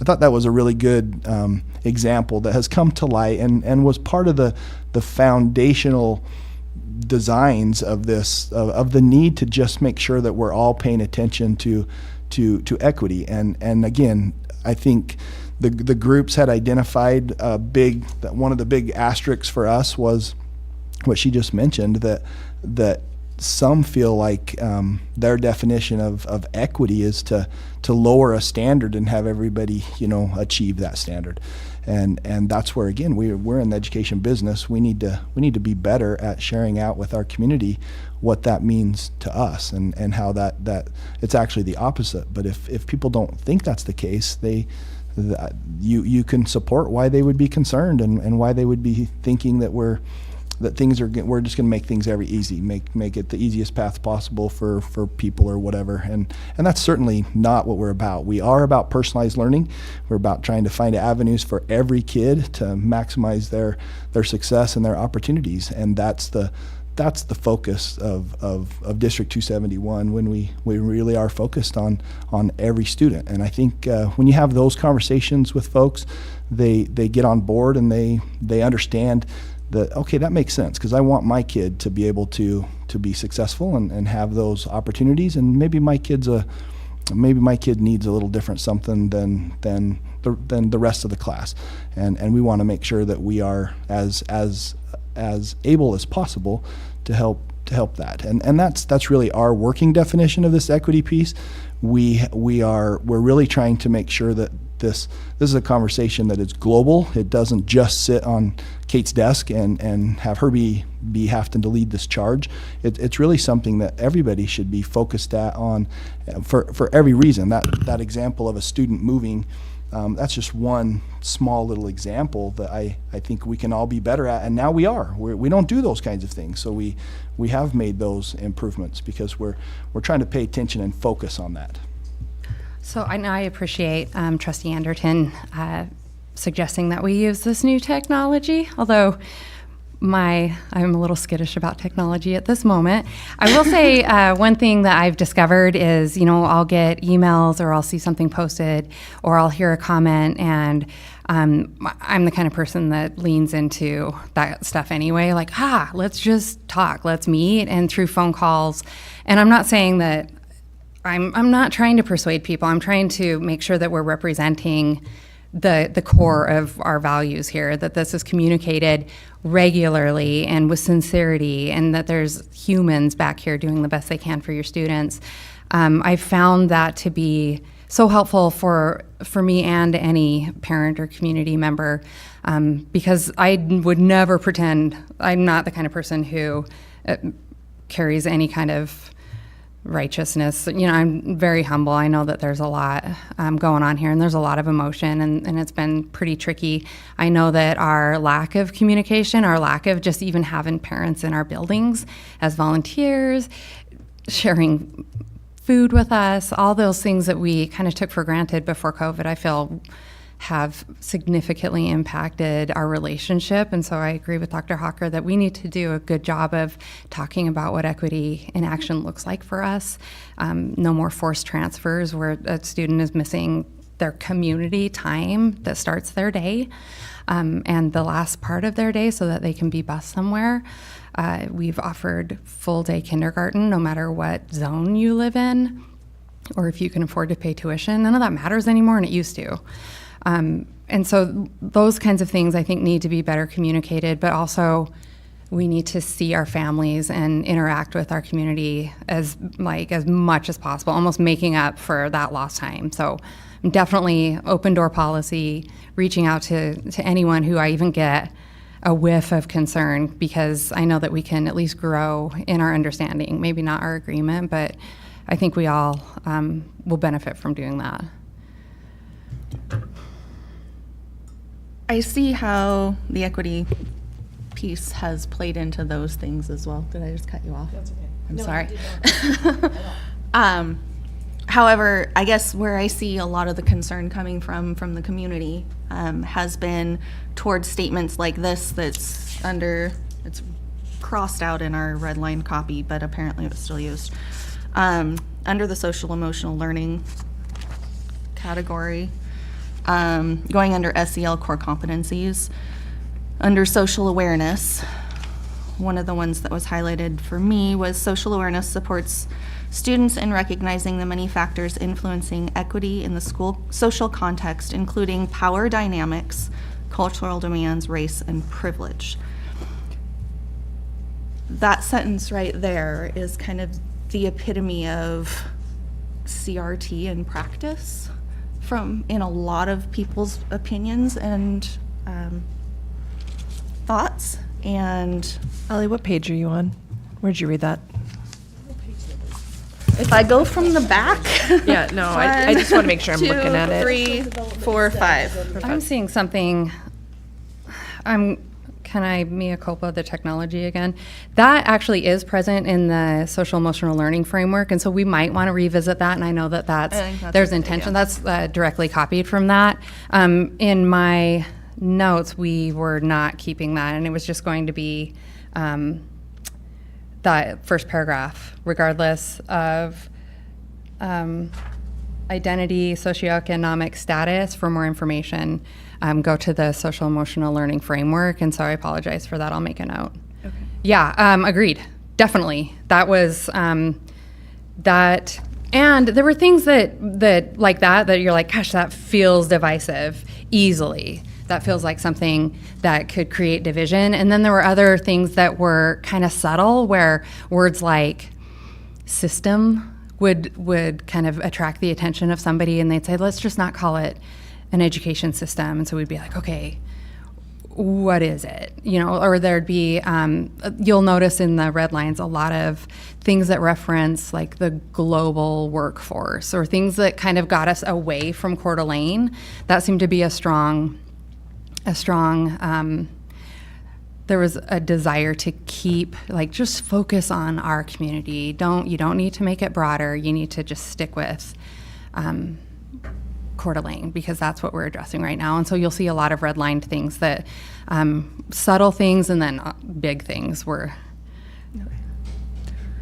I guess addressed. we've had a couple incidences here recently where people have made claims that there is CRT in CVA schools, and then we're telling them, no, there isn't, and then they can bring things like that to us that are, according to definition, not the theory of CRT being taught, but there's practice being taught. And stuff that makes people feel uncomfortable is pretty hard for us to rally around, and I understand that we want good energy around stuff like this, because it's got so much potential to benefit our students and improve so many. We've got kids who are doing great, and we want to make sure that we sustain that, and we make sure that they have every opportunity to pursue those dreams. And if we can raise all boats through this initiative, through just making sure that we are holding students to those high standards and providing opportunities for them to show what they know, and preparing them. It's not up to me to decide that you could be in an honors class. It's not up to me to I would say I have 3 kids, and they get this opposite thing where where they're kind of, everyone assumes that they're doing great, you know, and I'm having my 4th grader tested for dyslexia because, and it's been that long that no one has brought that up to me, and I like to dance around it too. So we do that, we kind of generalize our students, and this tells us, like, if we don't do that, then we can expect the most of all of our kids, and we can prepare them for that. My turn. Okay. Several points. One, just for my own clarification, is this equity framework stemming from the equity audits that we had done in 2019? Is that the impetus for why we have this? Because obviously this was here before I got here. I would say yes. Okay. I'm not sure, the equity audit, we had a curriculum? The curriculum audit. Curriculum audit? Well, there's a lot of equity in that curriculum audit. It pointed to a lot of deficits Yes. in equity across classrooms, especially. So, yeah. As an educator, words matter, definitions matter. And while I agree that probably if we open that up, we could get all sorts of definitions, but when I hear you talking about how we should meet the needs of kids, and I hear you talk, and we've talked about this before, and I had this conversation with Katie Grotman, meeting the needs of our kids, we should make equal access to our kids and provide all sorts of opportunity of our kids. That is not equity. Equity says that the outcome will be the same for all the kids, and that is not the case. We need to provide great opportunities for all our students, no matter where they are. We always say we want to meet them where they are. And grow them We forward. want to provide growth, but growth looks different for our kids depending on where they are. So that's what we should be focused on instead of using a word that seems to be creating a lot of problems. So perhaps the word is creating a lot of problems, but where you just ended your thought about equity, Isn't equity, though. I'm talking about more equality and providing equal access for all students and meeting everybody individually where they are. So I think I think a lot of us are saying the Like same we're thing. saying something using similar. different vocabulary and words. I think people don't like the definitions word do not. equity for sure, and I can't help that. And so maybe we do want to get away from that word. That I would leave that for you guys to kind of discuss. To do the things that I think all of us are talking about. I don't think it's necessary that we have a framework that tells us that we need to provide for our students as best we can individually so that they can all succeed in whatever success looks like for them. That's what we're here for. We're here for our kids, and we want to do our best for our kids and make sure that we provide them with opportunities so they can succeed throughout their educational journey here and on afterwards.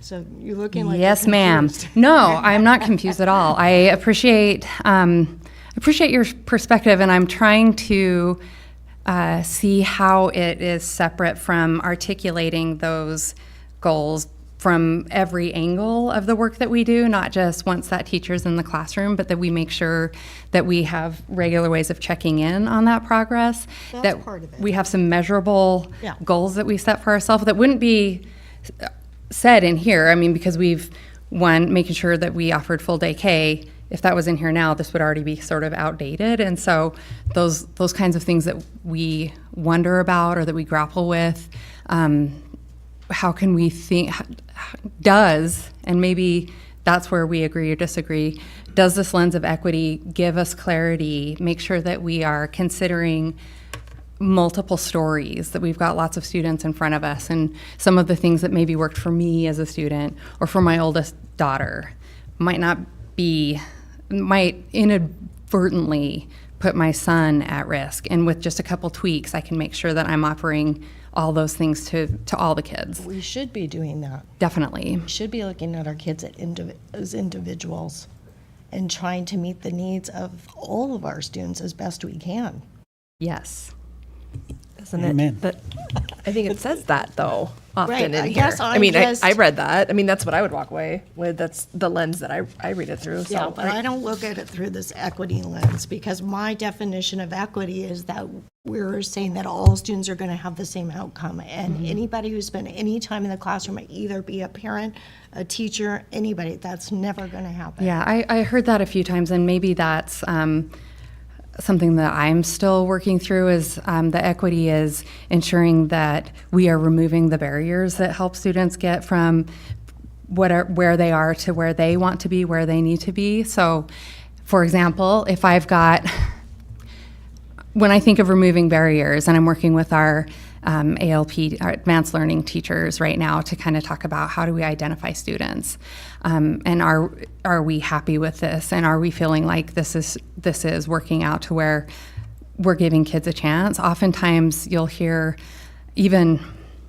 all around that a student is in advanced learning and then something happens in 5th grade and they have discipline problems, and sometimes that's associated with, you can't be in this class. And if that's our criteria, if we don't want, we know many gifted kids really struggle with school. And so we can look at that and say, we don't want these discipline issues to preclude a student from being considered gifted or capable of taking advanced courses.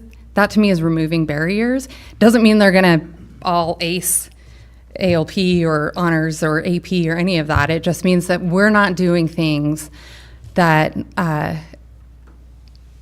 make it harder for some kids to get what they need than it is for others. So it's not forced equal outcomes. So is that different than anything we've ever done in the past? I think our curriculum audit pointed out a number of things that we struggled to do and need to think through. So meeting the needs of kids and doing the things that you said weren't done before we have this audit? I would say there's opportunities. Well, there's always opportunities for growth. Yes. I mean, I think for me, if I can chime in on this one, and I think Dr. Hawker kind of gave a brief of it, but when I think equity issues within our district, I tend to think of them more in socioeconomic situations, and I think the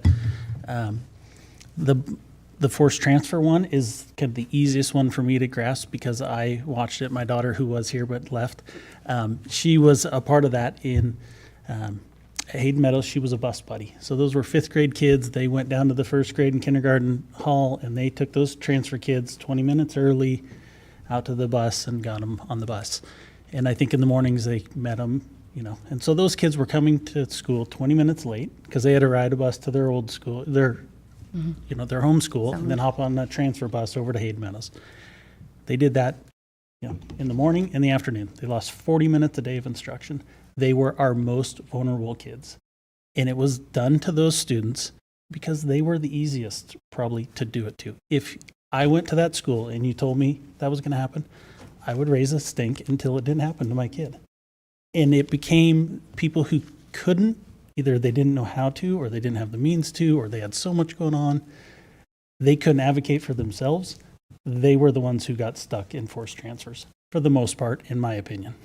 So that's the impetus. So I think that's one of the examples. Right. Understanding why this is here. So that's one that I think of. And I think most of the concerns I hear from community members or questions or confusion tend to be around race, right?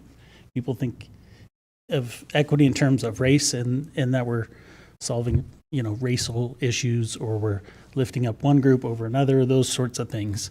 I think that's where some of the confusion is, or perhaps lies. I think we haven't all worked together super long, but I think I know us well enough that dumbing down of curriculum is not what we're looking for, right?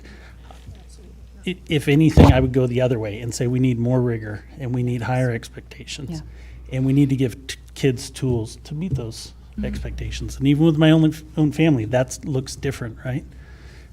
Some of my kids, they're just self-motivated and they go. Others need more help, whether that's at home or in the classroom or whatever. But we still have the same expectations for our kids, right? And we should for all of our students. As far as the frameworks in general, I think there is a need for the frameworks after my 7 years in the district. And you've heard this a lot. It's in the curriculum audit. We're a district of schools, not a school district, right? I'm sure Dr. Hawker said that.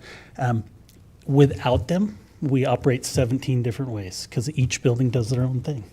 And I think there needs to be some sort of framework to guide and to say, okay, this is who we are as a district. Because if not, you get these little one-off type situations, or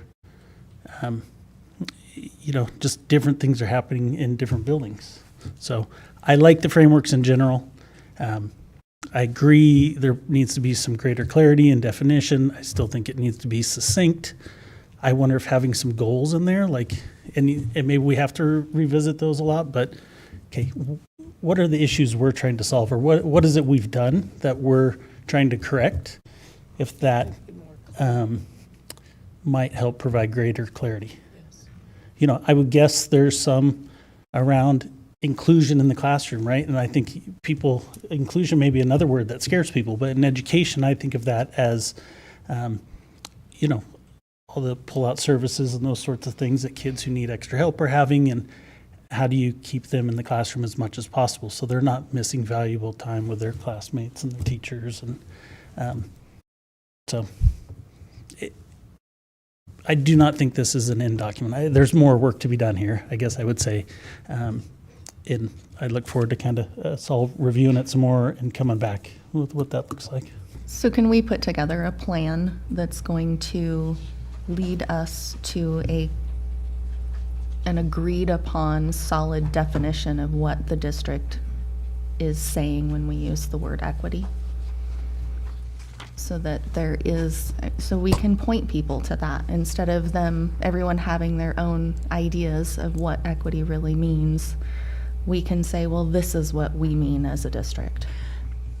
So it is articulated, at least in the beginning, our intent and trying to capture the spirit of what equity means here. And I think part of our job is to rebuild trust in the belief of our community that is what we mean. But if that's a good place to start or to really focus energy, I think that might be to make that as succinct as possible in the writing so that then we can point to it in action as well.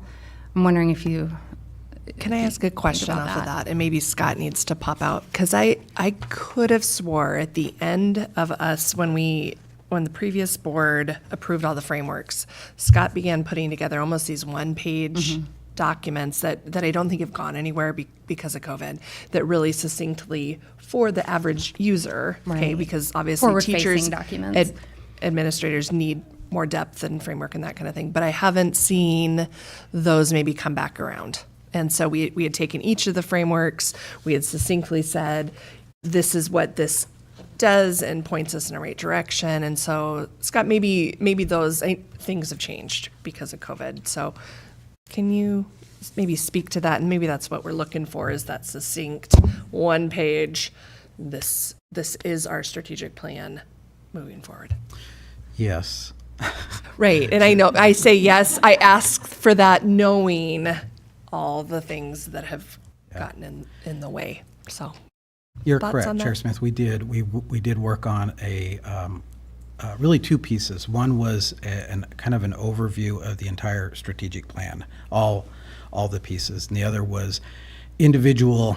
I would say they're more like 2-page summaries of each component or framework within the strategic plan. That work. I'm trying to remember if it's been a year or more. I think it's been more than a year that we worked on those. About the time everything stalled. Yeah, out. exactly. And so we still have that. I feel like they're not ready to release, because I think enough has changed that we need to go back and take a close look at that. And of course, as things are in flux with some of the components of the strategic plan, I think we just need to wait for that work to be completed. But I am eager to make sure those at some point are shared with our community. I think it's exactly what Trustee Morrisroe is asking for as well, in terms of a more succinct, digestible, Great, thanks. user-friendly kind of version of some of these. Terrific. Yeah. I do want to come back to Trustee Anderton, but I do want to give Trustee Tenbrick a chance to ask any questions or make any statements. I want to, and then we'll come back and then come back with a plan moving forward. But I want to hear from you as well, and then I wrap think up my this part. in general, I agree with Casey that I like the idea of the frameworks. I think they help us unite our schools. I do feel like they're lengthy and a little bit of a slog. And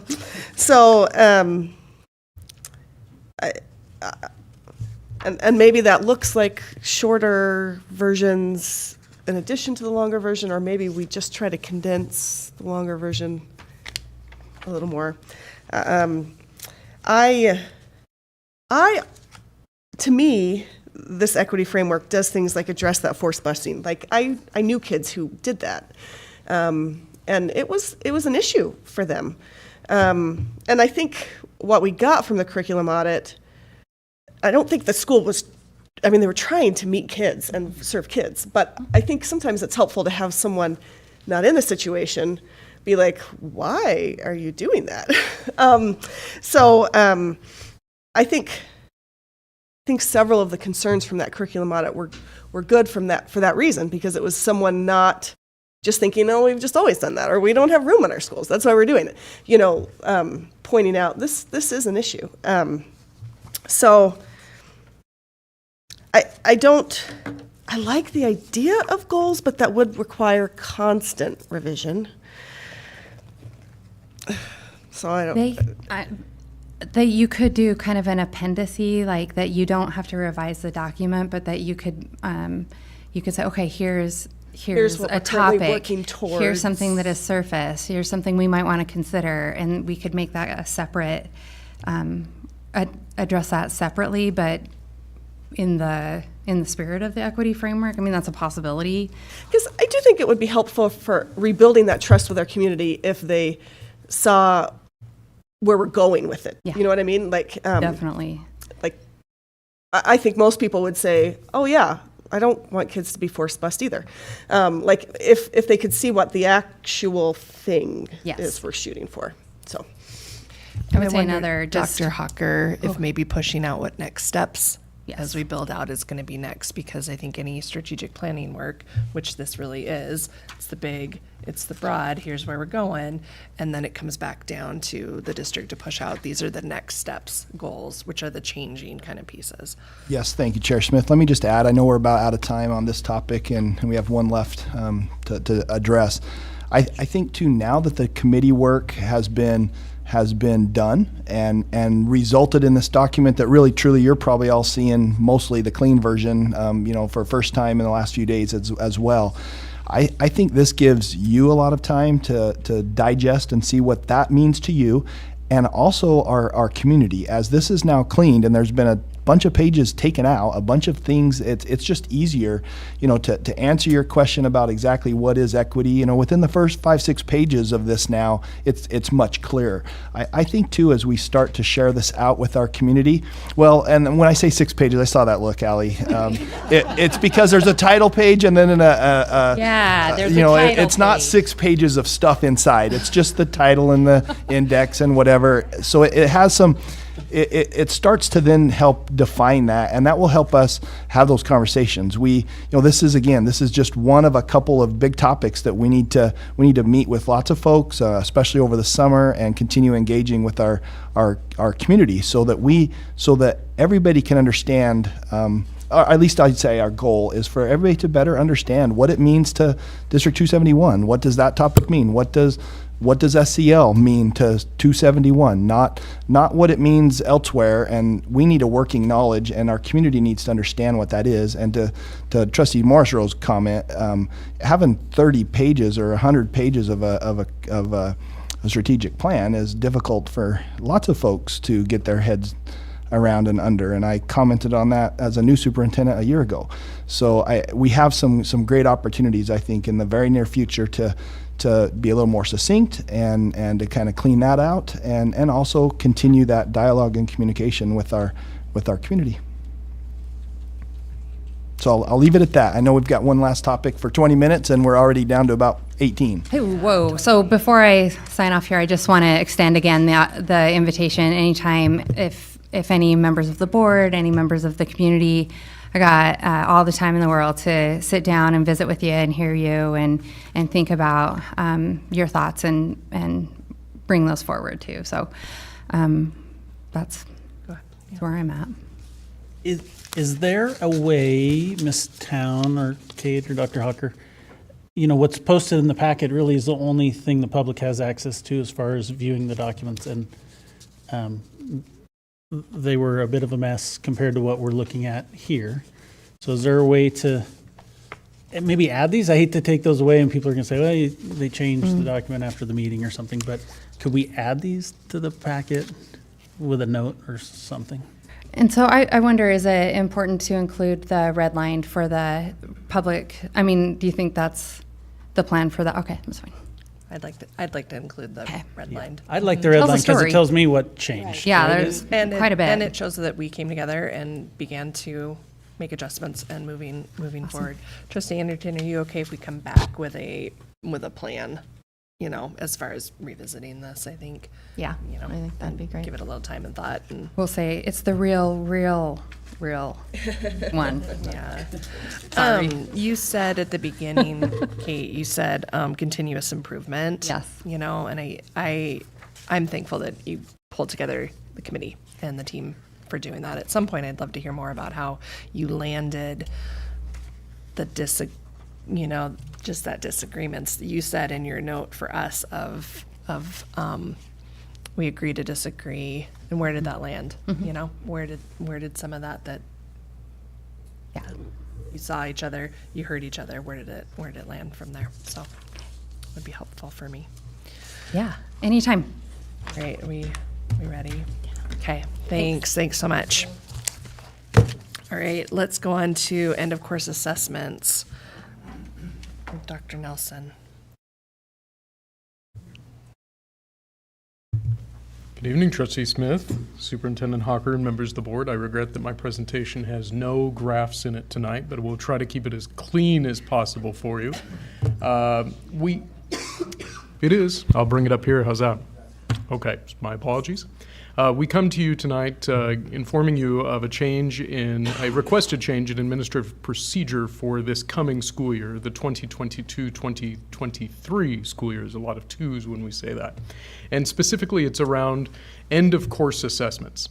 I'd like to structure the remarks today in this slide. This is a slide that we present to every student right before they take an assessment in the district.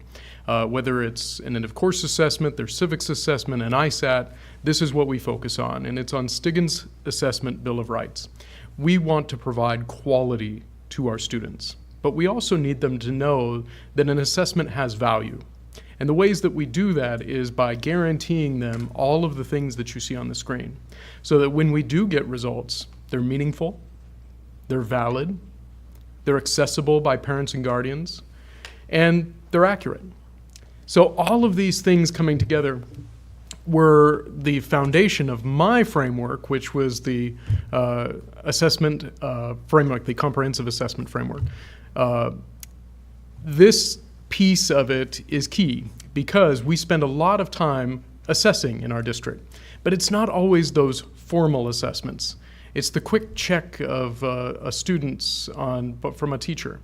How's everybody doing? Show me a set of hands. Doing an exit card. Asking a quick assessment around the classroom. But we also do a lot of things that are somewhat forced. When you look at the pyramid in front of you, you've seen the green. Those are our interim assessments that we give, such as iReady and iStation and FastBridge, which we report regularly for you. Our state assessments, which we just finished, and our national assessments like AP, which are currently ongoing. What's missing is the yellow section. We don't really spend a lot of time doing common formative assessments, nor providing an opportunity for our students to have agency in what they're doing. What we are presenting to you tonight is a requested change in that procedure, which will open that up to a great deal more. The policy that we're talking about, the procedure is Procedure 2620, and it's in your packet with a potential red line as well. And here's what it says. That at the end of every 6th through 12th grade course,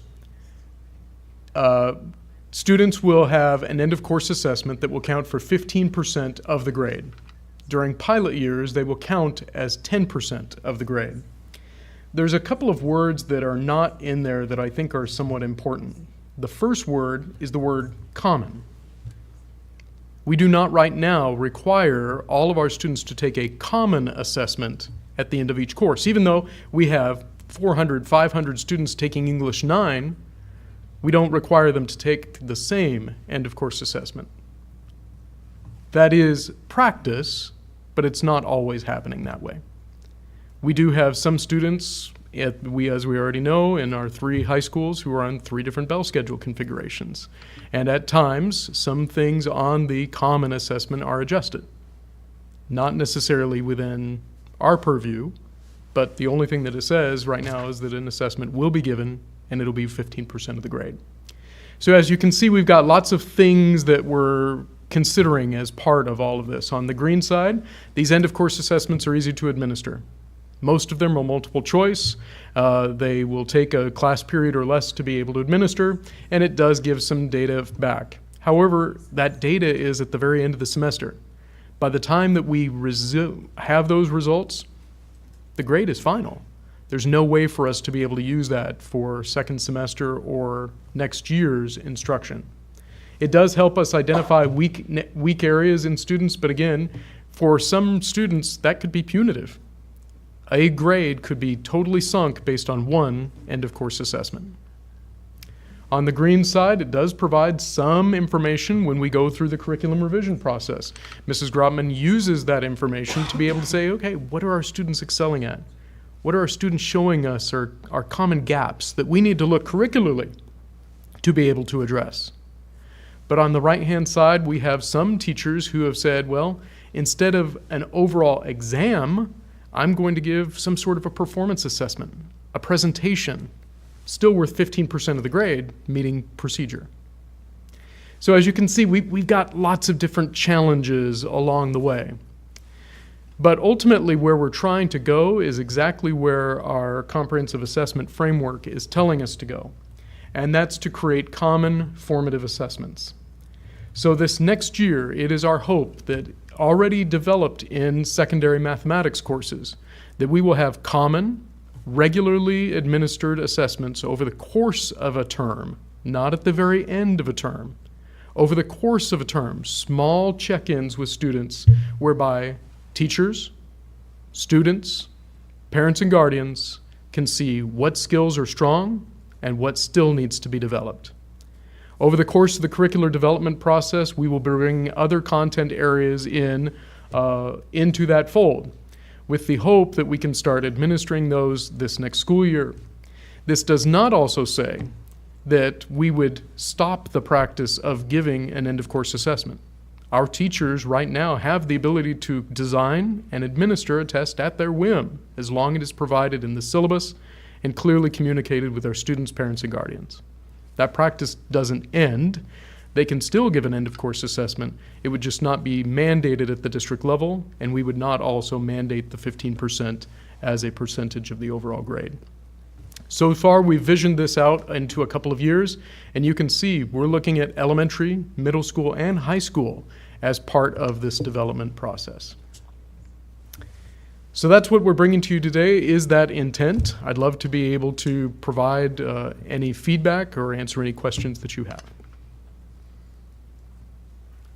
With the intent, like for a math class that's taught both at CHS and Lake City, then would that be a common assessment, or would that be up to each instructor to choose how that's Trustee Smith, the word common is used in it for a reason. We want our students to have a common, guaranteed, and viable curriculum in every one of our courses. Therefore, yes, in our secondary courses this next year, there would be a common assessment that would be provided at regular intervals that then collaboratively we could look at. We could even no matter what school I'm going to, Exactly.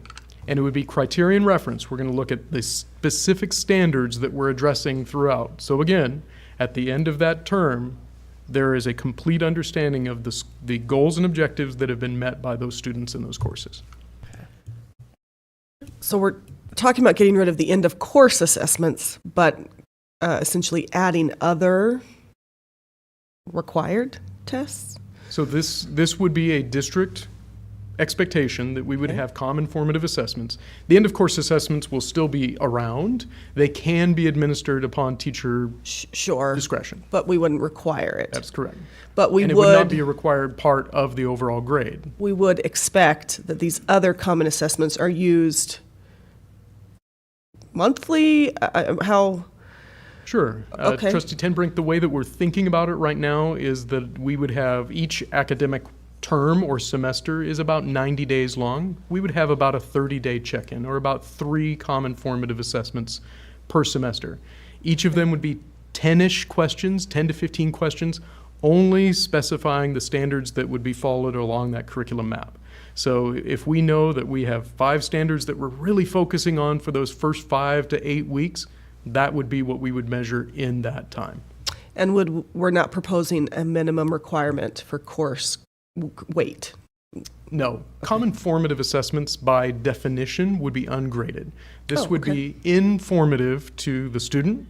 Here's where I'm struggling. Here's what I need to know. To the teacher, here's where I need to adjust instruction. Here's a small group that I need to be able to put together because this group of students isn't quite there. And to parents and guardians. I had actually provided to you a view of a dashboard that we had started to develop several months ago. I'm more than glad to give you some screenshots of what's up here right now, not currently in practice. So teachers and departments would choose what weight different things have in the final course grade. And that is typical currently. So every teacher in our secondary schools creates a syllabus that is usually shared with the student, parent, and guardian, many times signed for.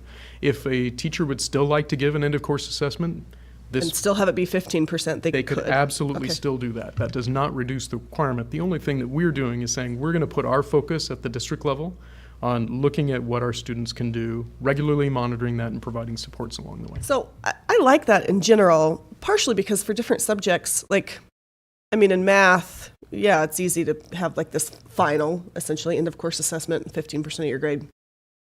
Other subjects, that's a little trickier to come up with some test that's going to be a reflection of what you've learned in the class. So in general, I think I like a little more flexibility at the end of course time. And I also like the checking in district-wide with all Math 1 students and seeing where they are. Like, I like that idea.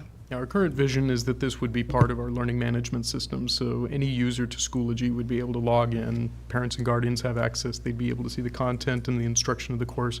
They'd be able to see the standards for that course, and they'd be able to see how their student is progressing toward meeting the goals of that course. Chair Smith, may I just again, knowing that we could talk on this for probably an hour or two, this is the overall goals as well that we sat and visited for the district, kind of driven by your superintendent's evaluation. Even this is the work that we've been spending a lot of time over the last several years as a district. Practicing and learning how to be a great teacher, and we have lots of them in our district. What we have kind of skipped is that PLC focus, if you will, of the 4 critical questions, where we need to identify first what is it that we expect every kid to know and be able to do. That's where this work is going to go for us as a district. We're committed to doing a lot of professional development this next year and the year after that to really help fine tune that. It's a huge list, as you can see just from the PowerPoint from Dr. Nelson. There's a lot to do, and it's quite a process because we may not have every 9th grade English teacher in the district agreeing upon what it is every student should know and be able to do, right? So you have to get those professional learning communities together, and you have to do that work, and we're going to kick that off this next year with that foundation piece, and I just want to share. I think our current practice of our end of course assessments having a weighted score of 10 to 15% or whatever it is that a teacher might choose to do, it's just not a great teaching practice. It really isn't. If you have mastered and you are a great student and you can do all this work, and then you your dog dies the night before you take this test that's worth 15%, you might get a B in the class because of that one test. And that's not a best practice for helping our students. We don't want to teach to a test. We want to teach learning. We want to make sure that students understand what it is that they're supposed to be able to do, and we want to create opportunities for those to redo things. That's where this all comes from. Truly, when implemented, you have a better assessment system. You have a whole lot more checks along the way, the formative piece that Dr. Nelson's talking about. And that's where you get to make real time, real quick, on the spot, decisions to help those students master those essentials. The work of the board becomes really, as we have talked in the past, it's not so much about the book that we're approving. It's the board agreement that these essentials are what we're saying is important, and the essentials become your curriculum. That becomes what drives you as a district. You're saying every third grader is going to know and be able to do this, and that's great work. It's a lot of work, and we're ready to embark on that. We've got some schools that are definitely ahead of the curve, and so that's going to be very nice and beneficial to us across the rest of the district. But this is truly a journey. It's not something that we're going to be able to come back to you in 1 year from now and say, oh, look how all of our kids have mastered this and they're awesome. It's going to take a process. Could be 3 to 5 years before I'm able to come back and show you the true academic gains from this change. But I think that consistency in and of itself will help us become a much better school district, much less of a district of schools, and we'll have those common formative assessments across all grade levels, across all our core content, and then now you couple that with the work we've been doing on how to be a great teacher and be great for our kids. I believe wholeheartedly that it will really, we will reap those benefits of this, and our district will be a model school district within the state. And I think our community and definitely your superintendent, that's a goal. So I love the idea of checking in with our students more often. I think that's great, and it gives parents a great opportunity to get a snapshot of where their kids are at on a more regular basis. And I don't feel like the 15% weight on the grade at the end of the year is really that big of a deal. My concern is by not requiring that end of year assessment, are we handicapping those students, teachers the next year in being able to gauge the learning loss over the summer that will inevitably happen if we don't know exactly where they were at the end? Trustee Anderson, I think the biggest answer to that is that these dashboards will also be available for students. So when you have a guaranteed and viable curriculum, you'd be able to see which standards students are struggling with. You wouldn't necessarily be able to see, okay, well, the student got a D this last term. We don't know what that D represented, unfortunately.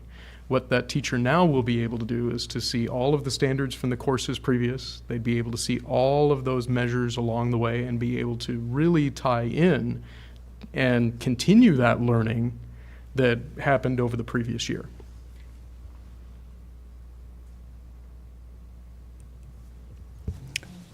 I'll be quick, but I struggle with this one. I think you've probably heard my feelings on it, Dr. Nelson. I know Dr. Hawker has.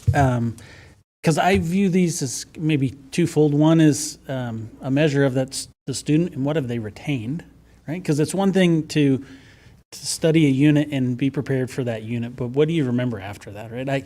I could be super effective at short-term learning, but could I be effective at long-term? And in certain skills, that is important, right? Especially math, where you have, builds upon itself. The other thing that I didn't hear you mention, I don't believe, is where I see value in these if they're common.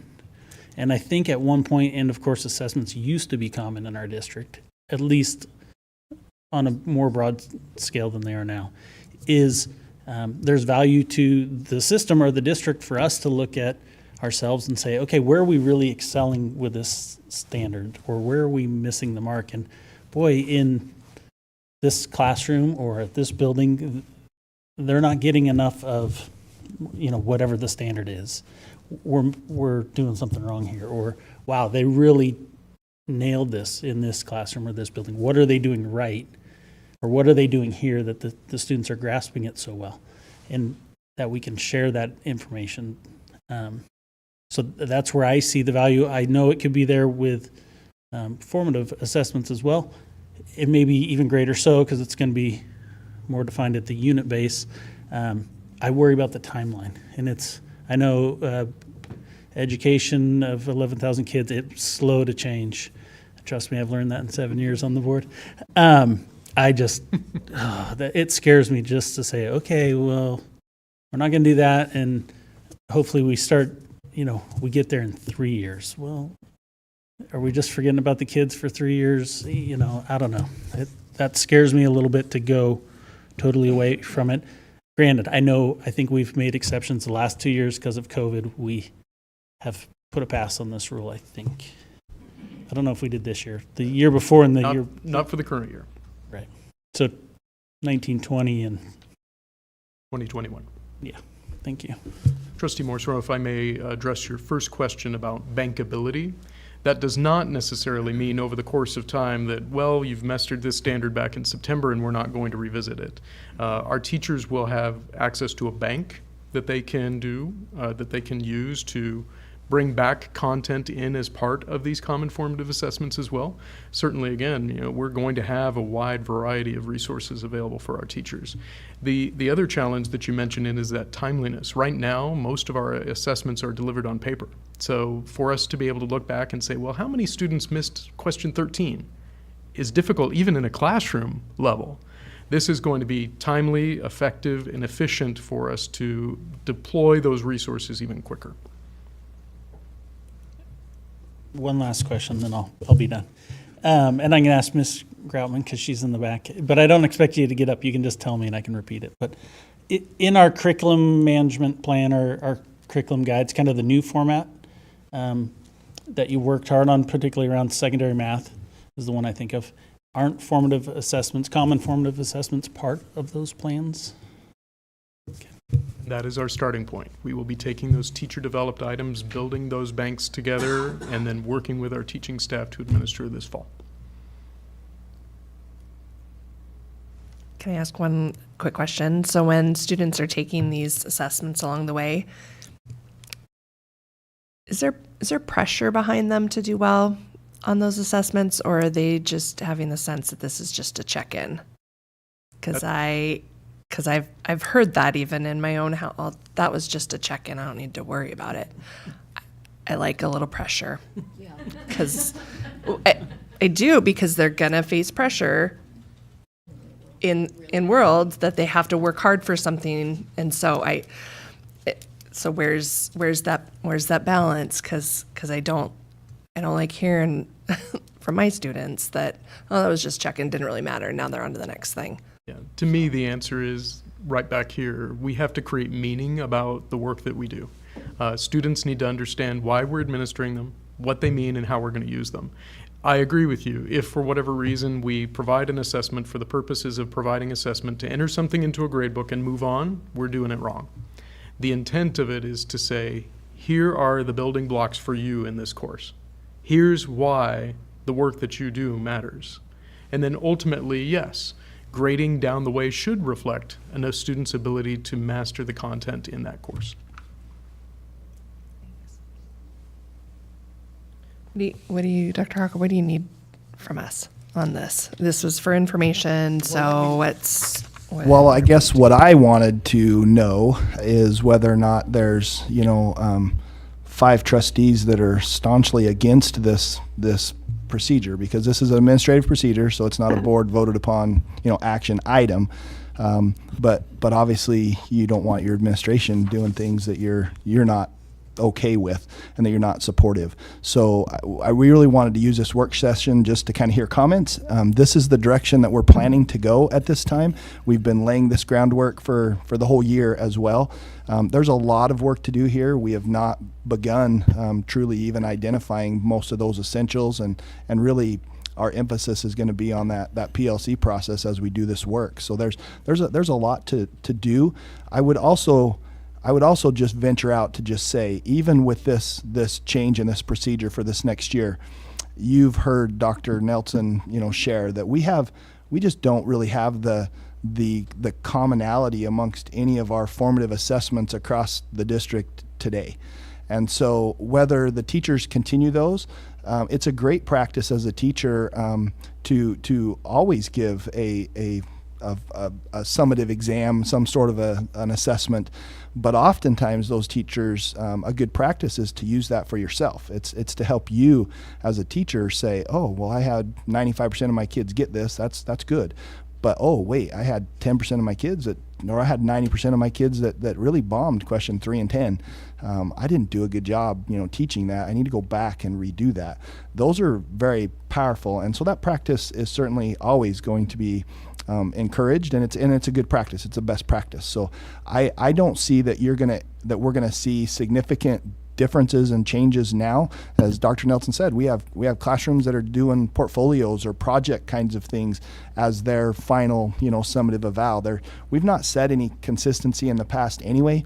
So now we will be able to get to work on that, create some commonality to this, and I think again we'll just be that much better when we get to that stage. So I just don't see a lot of differences.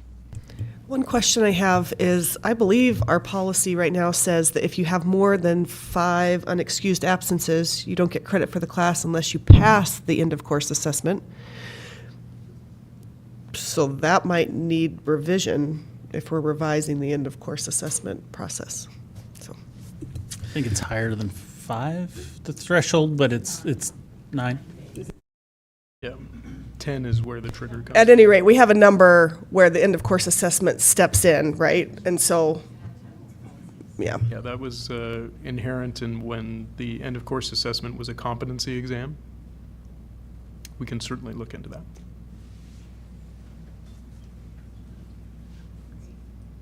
All right. Is that good? Yep. Okay. I think we'll take a 5-minute recess before we go into executive session. So for those of you that are joining us this evening, we will in 5 minutes be going into exec. So we'll need to clear the room as well. So thank you for being here.